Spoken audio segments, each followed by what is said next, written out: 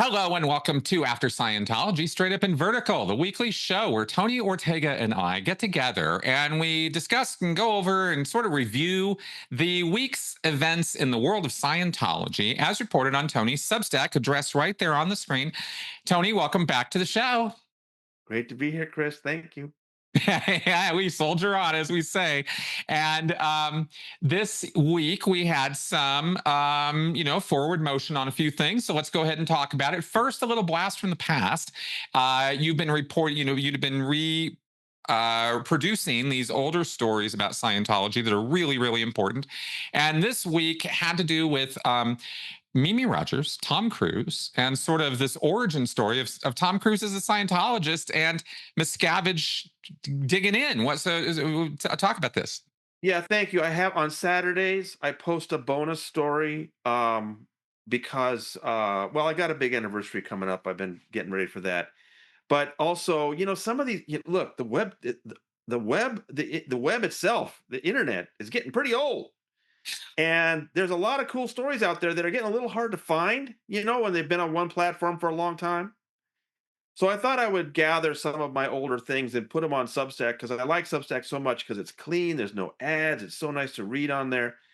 So this was one of them, and I chose it for this week because Tom's been in the news this week. The tabloids are saying that he and Ana de Armas are already kaput. Now Radar pushed back and said, well, maybe the sort of like wedding bells are out, but they're still having a good time.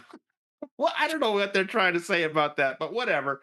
Who knows? We don't know. And I said that I don't know. I have no idea. We're only going by the fact that they got a picture of them emerged when they were in Vermont on vacation together, holding hands. So that's sort of the evidence that they really are in a relationship. And now they're saying the tabs are saying it's over. I don't know, but I just thought it would be a good time to take a look at this piece. It was a piece from what 2015, I think. Hmm. Um, we had done Going Clear, and Maureen Orth had done some really great work.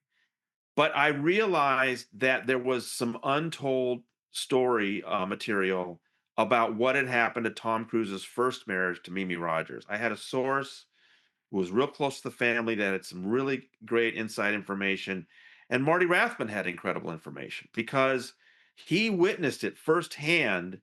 David Miscavige encouraging Tom's auditor, Greg Wilhere, to suggest to him to get involved with Nicole Kidman.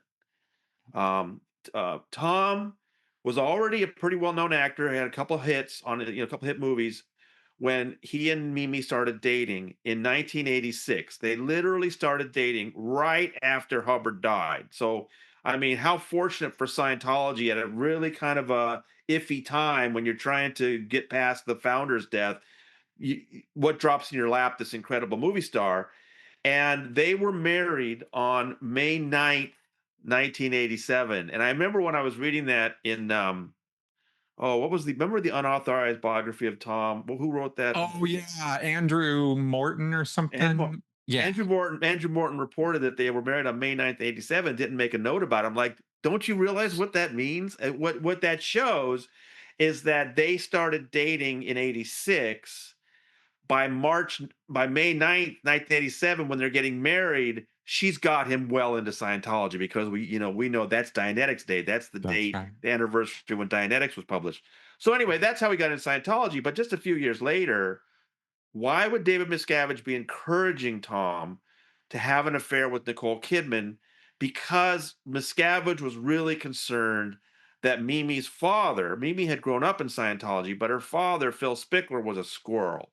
He had left Scientology and created his own independent outfit up in, I think, Palo Alto is where it was. And this was a problem for Miscavige. And so he really encouraged Tom to get involved with Nicole Kidman. Now, Nicole had her own issues because her dad was a psychologist in Australia. But there was some real interesting details in there about that split, and especially Marty Rathman with the front row seat. He saw David Miscavige telling Greg Will here, plant a seed, plant a seed. So that's how they and then the other killer detail was that Marty told me that he had gone to after they had made sure that the affair was going on and Tom was very interested in Nicole. Then Marty Rathbun went to see Mimi Rogers with Sherman Linsky, L. Ron Hubbard's personal former attorney. And he said as soon as she saw us, she knew it was all over. She knew that she had no choice. And she's like, okay, and agreed to, divorce Tom. So some interesting details in there. Some other really cool things from this, Family Insider. So I think it was really a lot of fun for me to go back over and realize how great those details are. And I don't think there's been a better story since then about with all those details. So of course, that reminds me of that time when Marty Rathbun was cooperating and he was so fun to talk to because he was he'd give me crap, and that's okay. I didn't mind it, and, yeah, it was a shame that things changed just a couple years later. Yeah, it really was because he was a real font of information, and he really did have that ringside view, and he dished quite a bit when it came to Tom Cruise, because of course Will Hare gets busted in the middle of all of this, and Rathbun ends up kind of picking up the auditor role for Yeah, Cruise. yeah. And a lot of people don't recognize these names or think too much about it. But Greg Wilhare was a power figure when I was in the Sea Org.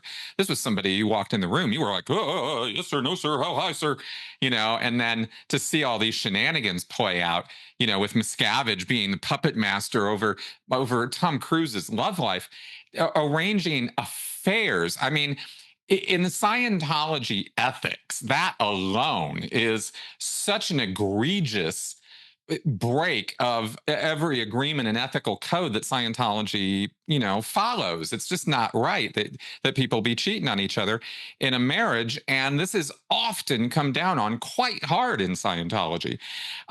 So just as one small part of this, the story that you could just take apart in so many ways, but just to point that one little bit out, just there he is, because it end justifies the means, right? It doesn't matter how you accomplish what you accomplish as long as the leader's desires are manifested, right? That's Hubbard. Right. That's where Hubbard, Miscavige, and all cult leaders meet, right? Is ethical standards. What are those? Morals, justice codes. What are those? That's, oh, those are the things I used to beat you up with. Those don't apply to me. you know and the degree of control. This other thing that this really shows is um, the fantastic micromanagement degree of control that senior Scientology management exerts over its members. Because the idea that Tom Cruise is the only one under David Miscavige's microscope or something. Why would we think that? I mean, Right. this is just the one we know about. Yeah. You know, I mean, what other people are there being followed around with PIs for 25 years that we don't know? You know what I mean? We would never have known about that if the PIs didn't confess, right? So That's right. You're right. anyway, just some commentary on that, but I just thought it was quite the bombshell story, and I'm really glad you reprinted it. Um, Now we have this new legal SEC investigation, Wall Street Journal reporting, Scientology kind of involved, a Scientologist very, very involved at the center of this sort of stock market scheme, or what can you update us on what happened this week? Right. So the Wall Street Journal had this really great investigative piece where they looked at this little Chicago startup that calls itself Dream Exchange, and it wants to become a stock exchange that caters to Black and other minority owned businesses. um, they have to get SEC approval before they can become a stock exchange. So in the meantime, they've just been looking for investors, and getting prepared for that. And what Wall Street Journal pointed out is Joe Cicala, the guy that's the CEO, is an gold meritorious OT Scientologist, and they link to the bunker because we're the ones that keep track of all those trophies and stuff. And yeah, we had showed that Joe Cicala was a $1 million donor, gold meritorious.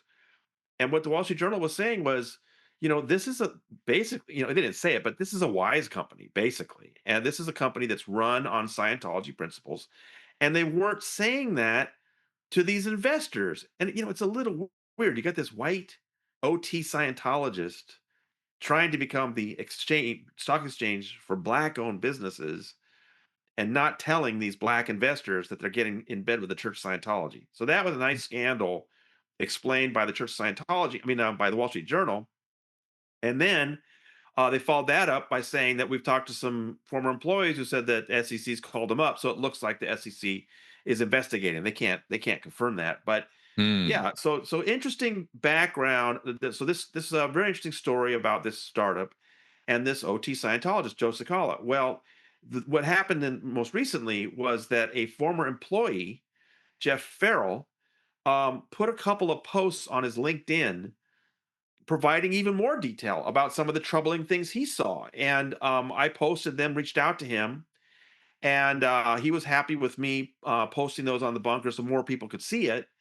And then I called him up and we talked, and he had some really interesting observations about what he saw there as far as, they he wouldn't tell me who, but he tells a story about this famous former athlete who's got lots of money that he knows and was able to bring in, and they blew it. They just blew it because they're just anyway. That was interesting. That's kind of a separate issue.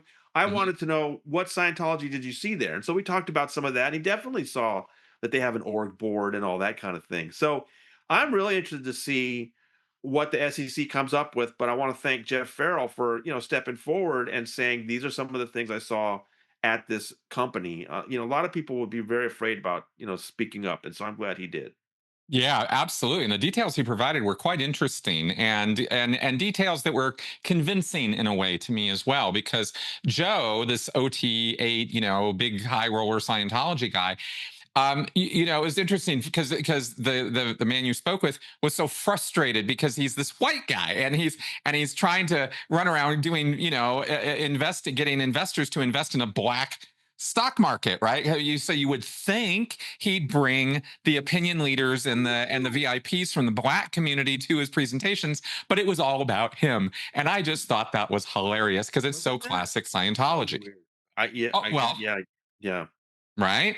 Because yeah. as we say, it creates a kind of a narcissistic attitude in people. And when you're at the top of the bridge, I mean, I'm telling you, it's the worst for those people up there. Tom Cruise is another example of this. I mean, people who are incredibly self absorbed Yes. and to the point where they get to thinking in their own minds as Scientologists. This is a Scientology thing that because of their OT-ness, because of the work and sacrifice they went through to achieve this, glorious status, they are sources of truth. They are because they said it, it's true. And you should just fall in line. Like, how are you not getting this? Right? Like you're the weirdo for not, just bowing down, basically. I mean, you see that in Tom Cruise, the Yeah. way he interacts with people, especially once he starts getting a little annoyed with them. You know, this guy's, I guarantee you, this Joe guy's no different from all the descriptions in the story. So it's really worth reading to see all those little bits of how that Scientology personality comes out, and gets in the way of this stuff. So yeah, it'll be interesting to see what else comes of that. Tom Cummins, Maria Lara. We had a couple instances this week of them playing catch up on this IAS event. What do we got? It's this is a fun time of year because Mm. David Miscavige once again has waited until the last second to tell people the date of the IAS gala in England. And now they've just got to get everybody to drop everything and make flight plans and get over there from the US, from Europe, from South Africa, Australia. So they're trying to get people to get them hyped up. And so I call them hype videos.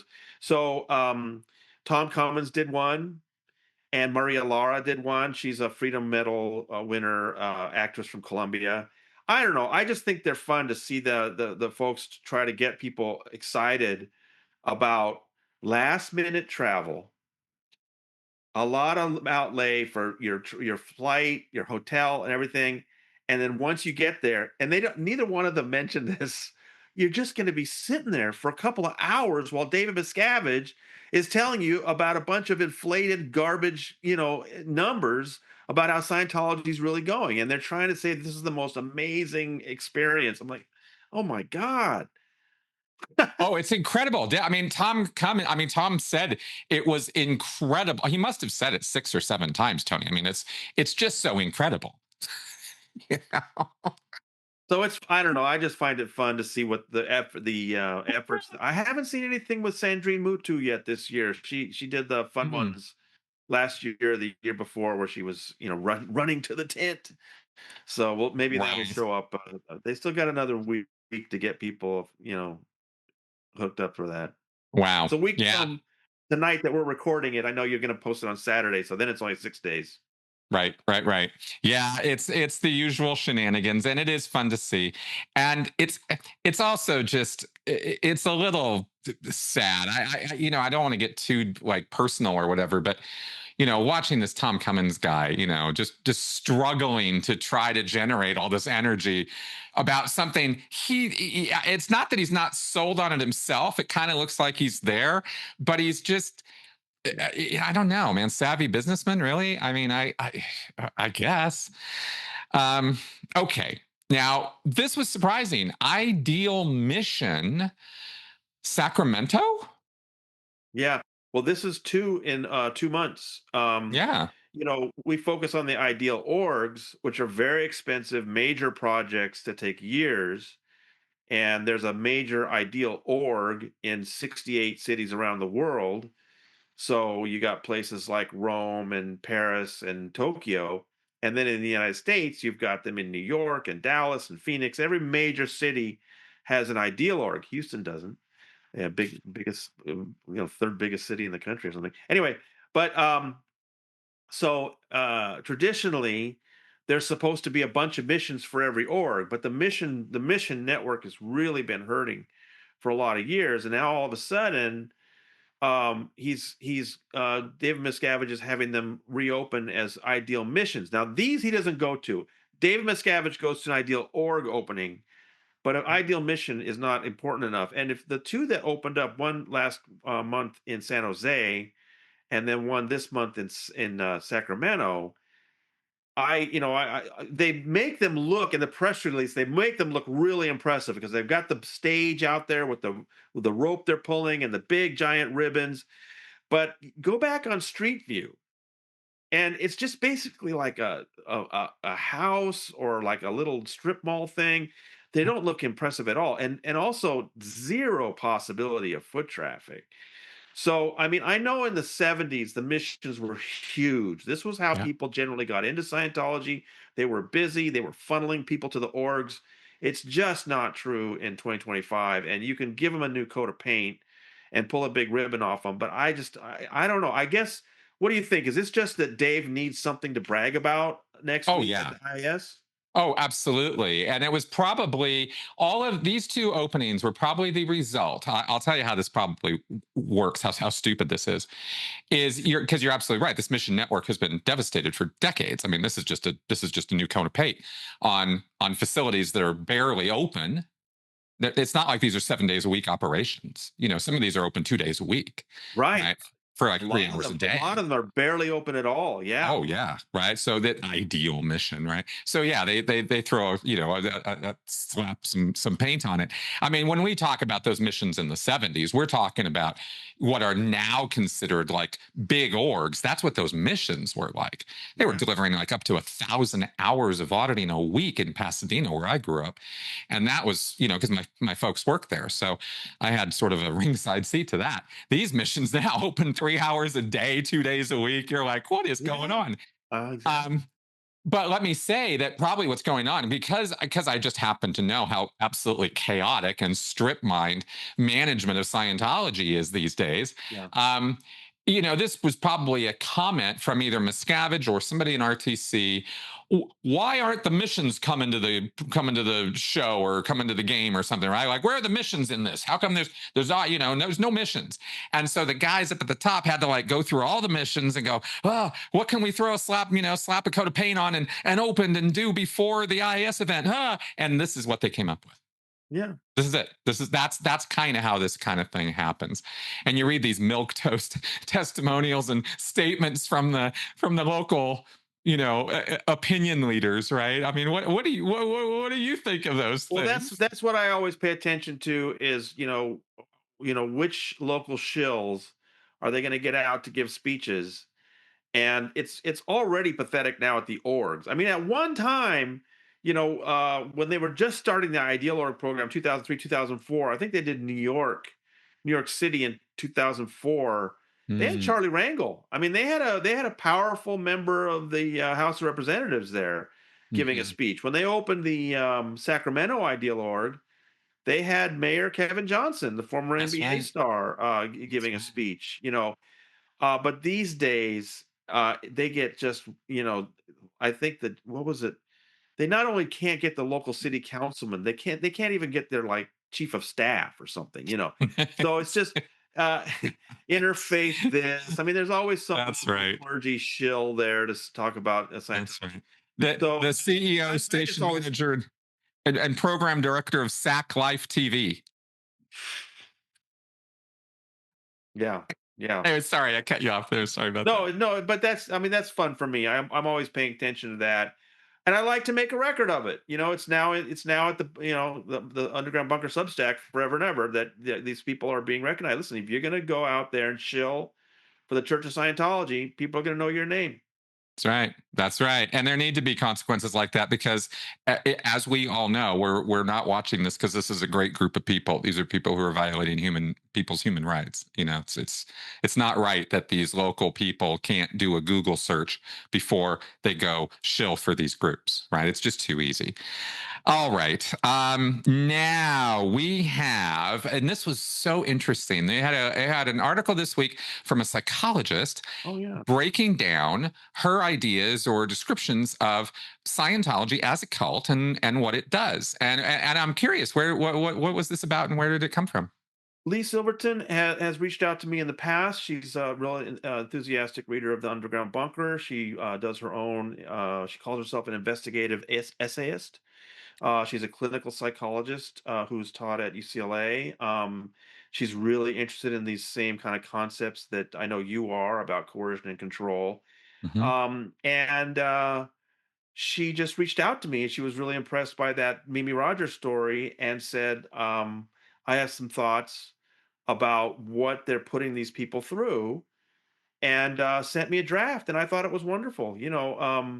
I think she had some key insights, and I was really happy to see some real veteran, former Scientologist readers of the bunker with big thumbs up saying this woman is capturing.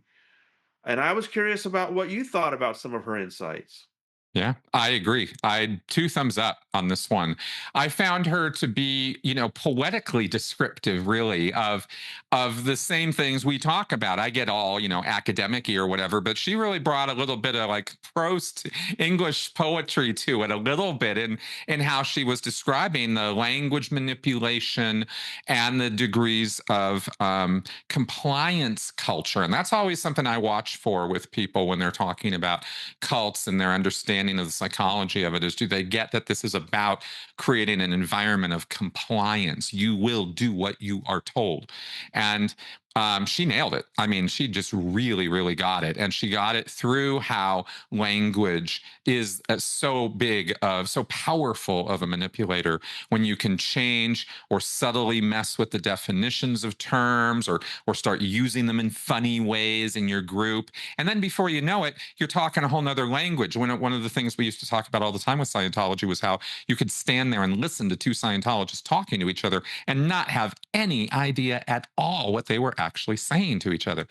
Right. So she it really got that in her description. So I was like, yeah, that's cool. I want Good, to see more good. of I'm that. glad. I'm glad. I mean, yeah. I'm just really glad to see the reaction from former Scientologists.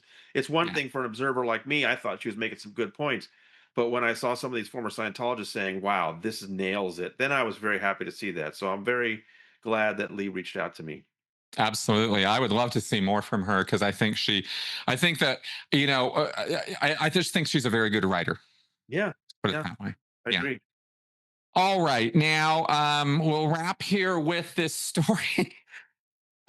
So what was it, about a month ago or something? There was this, this going to be this Dianetics thing, and we're going to have Dianetics TV show and Jason Doring, and there's going to be all this stuff, and it's going to be amazing. And now, what do we see? Yeah, What? I ran across this yesterday, Mhm. and pretty obscure listing, but it somehow crossed my view on the computer that Jason Doring is appearing at a Barnes and Noble in Fullerton, California, in Orange County, Mhm. um, hawking the new Dianetics. And I went to, I didn't want to trust the press release. I went to that Barnes and Noble's website, and there's like, yeah, 7 o'clock, Jason Doring. Wow.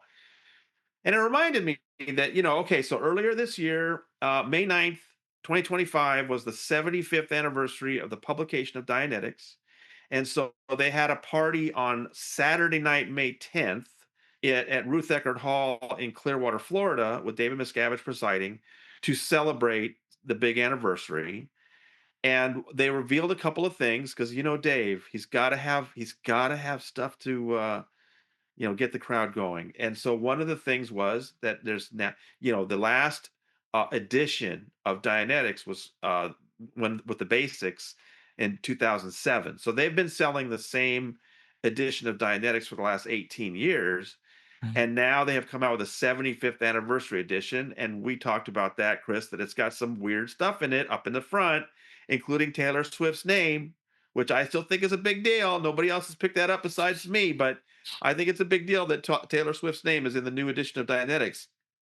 Anyway, the other thing that they revealed at that show, that the event, was that there's going to be a new program on Scientology TV called Dianetics Clear Talk with Jason Doring.